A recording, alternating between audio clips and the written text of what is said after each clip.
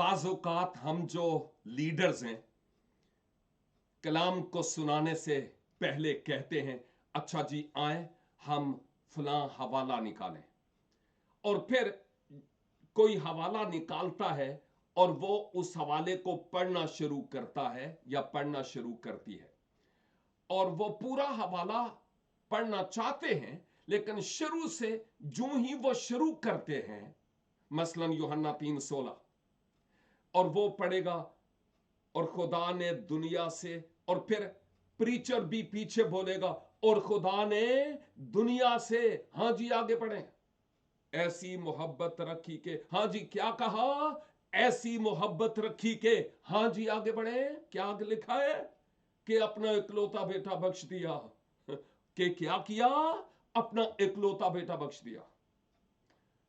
मैं ये कहता हूं कि अगर आपने किसी बेचारे को हवाला पढ़ने के लिए कह ही दिया तो उसको पढ़ने दीजिए।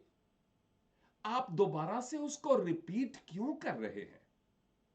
हाँ, बेहतर नहीं कि आप वक्त को बचाएं और आप खुद ही हवाला तलावत कर लें? मैं सोचता हूं ज्यादा बेहतर यही होगा कि आप खुद हवाले को पढ़ें, क्योंकि इल्मुल वाज के मुताबिक ये कोई दुरुस्त और भली बात लगती हुई नजर नहीं आती। तो भी जरूरी नहीं कि आप मेरी बात के साथ मुत्तफिक हूं। ये तो सिर्फ एक पॉइंट है, एक ख्याल है, चाहे तो कबूल करें, नहीं तो उंज भी टुर दे रहे होते, आइंदा भी टुरी चली जाओ। खुदावन आपको बरकत बख्शे।